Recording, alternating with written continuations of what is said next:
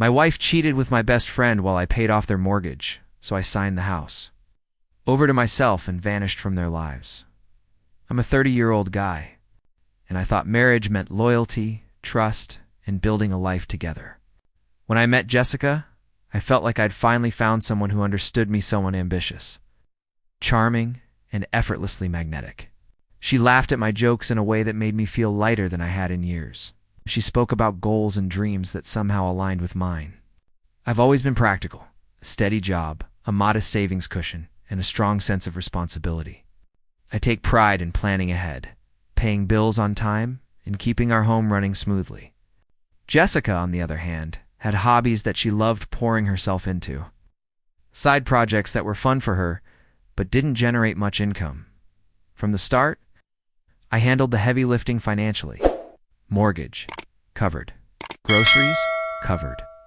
Utilities, insurance, subscriptions, little weekend luxuries, covered. I never mentioned it because, to me, love meant supporting the person you care about without strings. Early on, it felt natural, even rewarding. But I started noticing small things. A subtle eye roll when I suggested a budget-friendly date night. A casual comment about how I was so boringly practical when she wanted to splurge on a new gadget she'd seen online. At first, I laughed along, brushing it off. She just wants fun, I thought. She's allowed to indulge herself. I felt proud of being the one who provided stability, the one keeping our shared life afloat. Evenings often found me at my laptop, paying bills or reviewing our finances, while Jessica curled up on the couch with her tablet, headphones in, immersed in her world. Sometimes, the faint glow from her phone caught my iMessages flickering across the screen late at night. I'd noticed the way she smiled at a text, fingers tapping quickly before slipping her phone under the pillow. Work, I told myself. Probably work. There was no reason to suspect otherwise. Still, a tiny unease settled in my chest, the kind you can't quite name. I shrugged, leaned back, and focused on the numbers in front of me, telling myself everything was fine. But that uneasy feeling lingered, like a shadow at the edge of a bright room. I've always had one person I trusted above all, Mark, my best friend since college. We weren't just friends. We were like brothers, the kind of people who shared everything from late-night ramen to apartment leases. The kind of people who could read each other without words. He was charming in a way that reminded me of Jessica, quick with a joke, always knowing how to make someone feel seen. When I first introduced him to Jessica, I thought it was perfect, my two favorite people getting along, my life neatly aligned. But small cracks began to appear almost immediately. Mark started dropping by unannounced more often, sometimes lingering longer than necessary, joking about how lucky Jessica was to have me funding everything, like it was some kind of golden opportunity she didn't even have to earn. I laughed it off at first, making a joke about being the responsible one, the boring guy who handled the bills. "Hey, someone's got to pay the mortgage, right?" I said, clinking my beer against his. He grinned, but there was a glint in his eye I couldn't place, something sharp and calculating that made the joke feel a little too pointed. Jessica would giggle, leaning into him slightly, brushing it off. And I felt a twinge of something I didn't want to name: jealousy. Suspicion? I shook it off. Maybe I was just being paranoid. Evenings became subtly tense.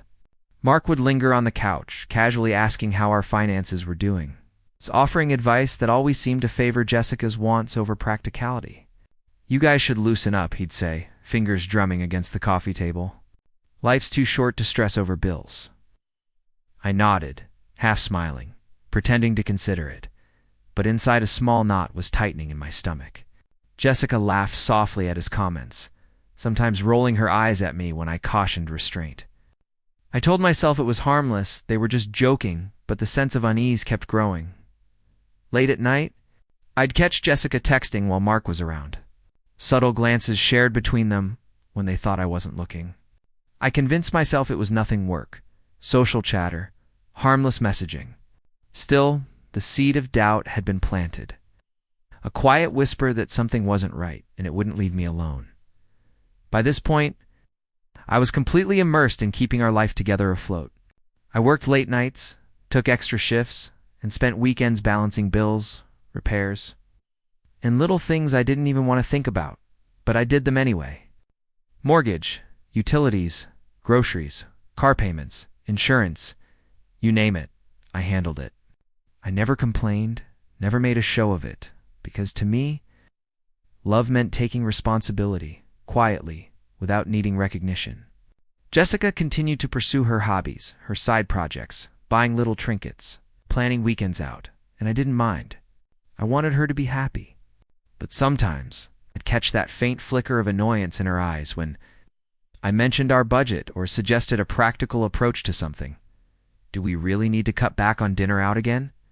She asked one Thursday evening, scrolling through a new gadget she wanted to buy. I took a deep breath, trying to keep calm. It's just this week, Jess. We've got the car payment and the electric bill coming up. We'll make it work, she sighed, brushing her hair back, tapping her nails on the table. You're so boring sometimes. Can't we just enjoy things? I forced a laugh, masking the sting. I enjoy things too, I said, but the words felt hollow, and I knew she didn't hear them the way I meant. Mark's presence only made things murkier. He'd show up during these moments, leaning back on my couch, smirking, and saying things like, "You know, man, life's short. You should let her enjoy herself. You've earned it." Jessica would smile, and I'd feel a weird tightening in my chest, a mixture of pride, jealousy, and creeping suspicion. They'd exchange glances, subtle. Innocent maybe, but my gut told me otherwise. I tried to ignore it, bury myself in spreadsheets and receipts, telling myself I was just stressed from work. Yet, that nagging feeling wouldn't leave. I noticed late-night messages flickering across Jessica's phone, the ones she quickly hid when I glanced over. I told myself it was work. Just work. But something about the way she smiled at a text, fingers hovering over the screen, made my stomach twist. I couldn't shake it, and I hated that I even noticed. It started with little things I couldn't ignore anymore. Jessica would disappear for hours, claiming she was running errands or catching up with friends, but her timing never added up. I'd hear the faint ping of her phone late at night, the quick vibration that she always tried to hide under the pillow. Mark started acting stranger to showing up at odd hours, leaning in a little too close when he talked to her, making casual comments that hinted he understood her in ways I didn't. I felt a pit in my stomach I couldn't shake, that heavy, gnawing weight of suspicion. Every time I mentioned it, I'd get a defensive glare from Jessica. A soft, "You're overthinking things. It's nothing." But her eyes betrayed a flicker of guilt I couldn't name. One evening, I confronted her gently, trying to keep my voice steady. "Jess, I noticed you've been texting late. Is everything okay?" She rolled her eyes, tossing her hair over her shoulder. "Seriously? I told you, it's just work. Can't I have a little privacy?" Her words were calm, but there was an edge in her tone, a tiny tremor that made me uneasy. Mark, sitting on the couch with that familiar smirk, leaned back and said, "Come on, man. Everyone deserves a little personal space. Don't be so controlling." My chest tightened. Their casual collusion, even in tone, felt like a punch I couldn't block. I tried to rationalize it. Tell myself I was imagining things, that the stress of work was making me paranoid. But each day, subtle cues stacked up: strolling showers, secretive phone calls, soft laughter behind closed doors. I started noticing patterns, the times she left, the moments Mark appeared, the way their eyes occasionally met. My heart sank every time I realized just how much I was missing while trying to hold everything else together. Sleep became restless. I'd lie awake, staring at the ceiling, listening to the faint hum of the city below, imagining scenarios I didn't want to think about. The thought that the people I trusted most might be lying, hiding, betraying me, grew like a shadow over every decision I made. And still, I clung to hope, desperate to believe it was nothing, just coincidence, just harmless. But deep down, a quiet, chilling certainty was beginning to take hold. I found out the truth in the most devastating way possible. It wasn't a hint, a slip, or a vague suspicion anymore. There was no denying it. One evening, I came home earlier than usual, carrying groceries, expecting the quiet hum of the apartment and maybe Jessica watching a show. Instead, I heard laughter, soft, familiar laughter coming from the bedroom. My chest tightened as I froze in the doorway, heart pounding like it wanted to escape. There they were, Jessica and Mark, tangled in a way that made my stomach twist. Her face lit with joy, his smirk the one I had trusted for years. I couldn't breathe. "What the hell?" I croaked, my voice barely more than a whisper. Their eyes snapped open, and for a moment there was silence, a heavy, suffocating pause. Jessica scrambled, covering herself, her voice sharp, defensive. It's not what it looks like." Mark stepped forward, smirking, trying to smooth it over like I was overreacting. "Come on, man." "It's complicated, but it's not your business," he said casually, the words cutting deeper than any physical blow could. My hands shook, groceries spilling to the floor. Clattering against the tiles like the sound of my own heartbreak, I stumbled back, trying to make sense of it, the betrayal hitting in waves that left me dizzy. Every memory of shared trust, of loyalty, of all the months I'd poured myself into this life, crashed down like an avalanche. I thought about every mortgage payment, every late-night work session, every sacrifice I'd made to keep our home and life stable, all while they were laughing behind my back. Living off my labor and love. The room spun, the familiar walls of our apartment suddenly feeling alien, like a stage for their betrayal. I remember the smell of Jessica's perfume, the way it mixed with the faint scent of Mark's cologne, and it felt like it had invaded my lungs, suffocating me with the reality I'd refused to see. I sank to the floor, staring at the ceiling, realizing I'd been blind, that I'd been giving everything to the wrong people. A low, hollow anger began to simmer beneath the grief burning, sharp, demanding a reckoning. And even as my hands curled into fists, I knew this wasn't the end. It was the beginning of a reckoning they could never imagine.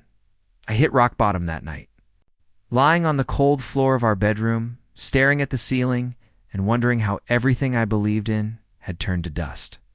The betrayal wasn't just emotional, it was financial, physical, psychological. I had poured every ounce of myself into this marriage, every paycheck, every late night, every little sacrifice, and they had thrown it all away. I felt hollow, like the weight of my own trust had been used as a stepping stone for their selfish pleasure. Jessica sat across from me, arms folded, her expression a mix of guilt and irritation, like I was the one overreacting. "You're acting like a child," she said quietly, almost bored. Mark leaned against the doorframe, smirking. "Man, just calm down. You can't control everything." Control? That word hit me harder than any slap. I had given them everything, my stability, my love, my home, and now I felt powerless to do anything about it. I wanted to scream, to throw something, to make them feel even a fraction of the chaos they'd caused me. Instead, I curled into myself, shaking, tasting the bitter tang of betrayal in my mouth. I thought about the house I'd worked so hard to pay off, the countless nights I'd stayed late at work just to make sure our life didn't crumble. And yet here they were, laughing behind my back, flaunting what I had built as if I had never existed.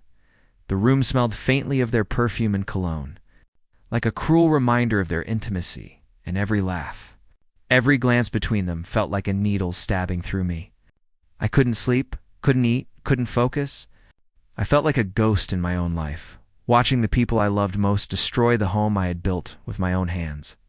I kept asking myself, how did I not see this sooner? How could I have been so blind? My chest ached, a relentless pressure. And I realized I was alone in a house I had worked for years to make a home, and yet somewhere beneath the grief and rage, a spark began to flicker, a quiet, cold determination. I may have been powerless now, but I wasn't broken. Not yet. After the initial shock faded, a cold, sharp clarity took its place. I realized that crying, yelling, or begging wouldn't fix anything they had already crossed every line. But if I played this smart carefully, I could turn the tables without them even seeing it coming. I started digging into every document, every payment record, every contract. Mortgage statements, bank transfers, receipts for bills, they all had my name, my signatures, my effort etched into them. Sitting at the dining table late at night, fluorescent light glaring overhead, I spread out stacks of papers like a battle plan. This ends on my terms, I whispered to myself. The quiet determination feeling heavier than any rage I'd felt before, I contacted a lawyer, presenting the meticulous evidence of my contributions, and asked bluntly what legal avenues I had to claim sole ownership of the house. The lawyer raised an eyebrow, impressed. You've basically built the entire equity yourself. There are ways to make this yours completely, he said, tapping the files with a pen. The words made my chest tighten, not with fear, but with the sharp, invigorating taste of possibility. Meanwhile, Jessica continued to flaunt her affair with Mark, oblivious to the storm quietly building around them. At night, I'd rehearse conversations in my head, pacing the apartment. The faint hum of the refrigerator mixing with the sound of my own heartbeat. They won't see it coming, I muttered, imagining the moment I finally revealed everything. Mark would smirk. Jessica would try to cry and guilt-trip me. I'd stay calm, letting the law and the truth do the talking. Every plan I made, every detail I scrutinized, added fuel to a fire I kept hidden under a practiced smile. Even in my darkest moments, there was a strange thrill in this careful plotting. I wasn't just fighting back. I was reclaiming everything they'd taken. And for the first time in months, I slept with a sense of purpose, the cold, precise satisfaction of knowing they were completely unaware of what was coming. Once the plan was in motion, I started subtly shifting the balance of power without them noticing. I began limiting their access to accounts I controlled, changing little things here and there, just enough to make life slightly inconvenient. Jessica noticed, of course, but I kept my tone calm, casual, almost bored. "Hey, did the electric bill go through?" I asked one evening, pretending to double-check numbers. She huffed, flipping her hair. "I don't know. You handle it, right?" Mark chimed in with a smirk. "Man, relax. It's just a minor hassle." Their casual confidence made my stomach churn, but I stayed composed. Letting the tension grow, I documented every small slip, every inconsistency, every sign of them flaunting what they thought they had for free. Their careless laughter, the way Jessica leaned into Mark, the casual way they talked about spending my hard-earned money, it all went into a mental ledger I revisited nightly. I imagined the moment I'd reveal how carefully I'd orchestrated everything, how every mortgage payment they enjoyed, every late-night indulgence, had been mine to claim. Evenings became a game of subtle psychological chess. I'd leave small hints: a locked account here, a payment verified there, watching them squirm quietly. Jessica began asking questions in a slightly sharper tone. "Why's the water bill so high?" she asked one evening, glancing at me like I'd caused a problem. I shrugged, pretending to calculate numbers in my head. I'll look into it," I said, calm as ever. Inside, though, my pulse raced with the thrill of knowing they had no idea what was coming. Mark's smirk started to falter just slightly. I could see the confidence in his posture tighten, the subtle twitch in his jaw, as if he sensed something shifting. And me? I felt a quiet, cold satisfaction. Every little pressure point, every subtle inconvenience, was a step toward reclaiming everything they'd stolen from me. By the time they realized it, the game would already be over. The day I finally scheduled the meeting with the lawyer, I felt a mix of anticipation and cold fury. I could almost taste the tension in the air. The way it would hang over Jessica and Mark when they realized everything was no longer in their favor. That morning, Jessica tried her usual charm, brushing past me in the kitchen. "Hey, don't be so gloomy today," she said, pretending to pour coffee. Mark leaned casually against the counter, smirking like everything was still under their control. "Yeah, man, life's too short to stress," he added. And I felt the old knot tighten in my chest. I smiled, calm, as though nothing was wrong. "Don't worry about it," I said lightly, tucking my phone into my pocket where the lawyer's final confirmation awaited. Inside, I was calculating every word, every reaction, rehearsing the moment I would flip the script entirely. Their casual arrogance was infuriating, a stark reminder of how blind I had been for months. But now, I held all the cards and they didn't even know it. Throughout the day, I stayed composed, moving around the apartment as if nothing were happening. Feeling the hum of the refrigerator, the distant traffic outside, the normal sounds of life that had felt suffocating just weeks ago. Every glance at their phones, every careless laugh between them, only fueled the fire inside me. I could almost see their faces when I revealed the truth, the sudden shock, the frantic scrambling for answers. "You can't do this." I imagined Jessica shouting, voice high and sharp, tears threatening to spill. "It's my house too." Mark would protest, but their protests would fall flat against the legal fortress I had built. By evening, a quiet tension settled over the apartment, like a storm about to break.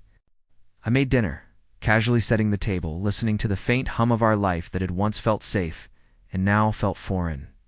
I could feel the confrontation looming, inevitable, like the crack of lightning before the thunder. And in that charged, expectant silence, I realized how completely the power had shifted. That evening, I finally laid it all out. Calm, deliberate, every word measured. "The house is mine," I said quietly, letting the words hang in the air like a thunderclap. Jessica froze, her fork clattering onto the plate, the faint metallic ring echoing in the kitchen.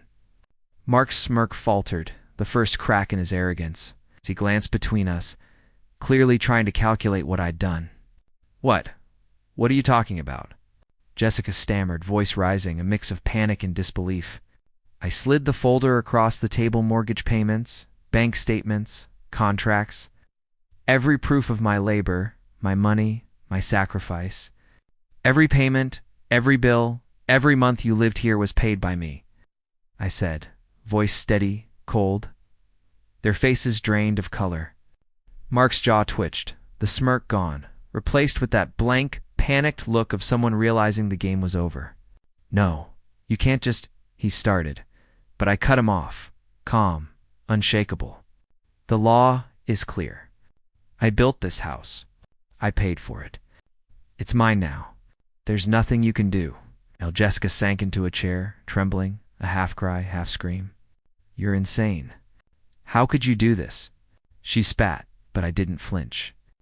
Their attempts at emotional manipulation, the lies, the betrayal, they were powerless against the truth and the law I had used as my weapon.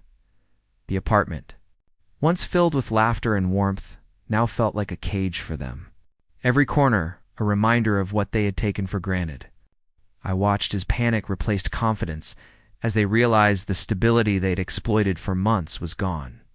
I felt a quiet rush of satisfaction, a deep, unshakable sense of justice that had nothing to do with anger, and everything to do with reclaiming what was rightfully mine. For the first time in months, I breathed freely. The tension hung thick for a moment, then slowly dissipated, leaving them stunned, powerless, exposed. I took my jacket from the hook, sliding the door open behind me. I didn't need to say a word. The silence, heavy and complete, carried the message. The game was over, and I had one. I packed only what I truly needed: clothes, my laptop, a few personal items, and left the apartment behind, leaving Jessica and Mark to face the mess they'd created. The air outside felt crisp, almost electric, carrying a freedom I hadn't felt in months. Every step down the street was deliberate, a quiet, almost ceremonial act of reclaiming my life. I glanced back only once, seeing the silhouettes in the window frozen in disbelief, realizing they couldn't stop me even if they tried. The apartment, the life I'd built for both of us, belonged to me alone now. But it was empty without their presence, a fitting stage for the consequences they deserved. As I walked, I let myself feel the weight of everything: the heartbreak, the betrayal, the long nights of doubt and fear. It pressed against my chest, heavy, but for the first time, it didn't crush me. It sharpened me. I thought about all the moments I'd second-guessed myself, all the sacrifices I'd made, and I smiled quietly. I had been wronged, yes, but I had also found the strength to reclaim my power without stooping to their level. The city hummed around me, cars passing, lights flickering, a world that didn't know what had just happened inside those walls. I called a friend as I walked, letting my voice carry over the phone, steady and calm. "I'm moving somewhere new," I said, and their excitement matched the relief and pride swelling in me. For the first time in months, I felt like I could breathe again, like I had stepped into a life that was mine and mine alone. Every sound, every step, every passing stranger reminded me I had survived. I had outsmarted betrayal. And I was finally free. By the time I reached my car, I paused, taking one last look at the street behind me. No shouting, no pleading, just a quiet, cold justice of a life reclaimed. I turned the key, the engine humming beneath me, and drove away, leaving the ghosts of their lies behind. The future was mine, untangled, unburdened, and for the first time in what felt like forever, full of possibility. I moved to a new city, a place where no one knew my name, where the past couldn't follow me. The apartment, Jessica Markolovit, was gone from my daily life, replaced by empty streets, the hum of unfamiliar traffic, and the quiet freedom of space that was completely mine. For the first few weeks, I felt a strange mix of relief and lingering grief, a hollow ache where trust had been ripped out. I took long walks, feeling the crisp air against my skin, letting the world remind me that I still existed, that I still mattered. Nights were quiet, no laughter from behind closed doors, no whispers of betrayal, just me, my thoughts. In the slow rebuilding of a life I could finally control, I started small, unpacking my things, arranging my apartment exactly how I wanted, cooking meals I actually enjoyed, letting myself laugh again. I reflected on everything I had endured, the deceit, the heartbreak, the months of quiet fear, and realized that surviving it had made me stronger than I'd ever imagined. I didn't need revenge beyond what I had already orchestrated. The law and the truth had done it for me. I was free from the people who had taken advantage of my trust, free from the weight of their lies, free to start over without guilt or obligation. Occasionally, I thought about Jessica and Mark, imagining them arguing over what they had lost. Realizing that their arrogance had been their undoing, it no longer hurt me. It simply reminded me of how far I'd come. Every morning I woke up feeling a little lighter. Every night I slept a little easier, and each day the empowerment grew. I had reclaimed not just a house or a life, but my dignity, my independence, and my sense of self-worth. Looking back, I understood something vital. Betrayal doesn't define you. How you respond does. And in that realization, I found peace. The past couldn't touch me anymore. The future was mine to shape, untangled, unburdened, and infinitely full of possibility.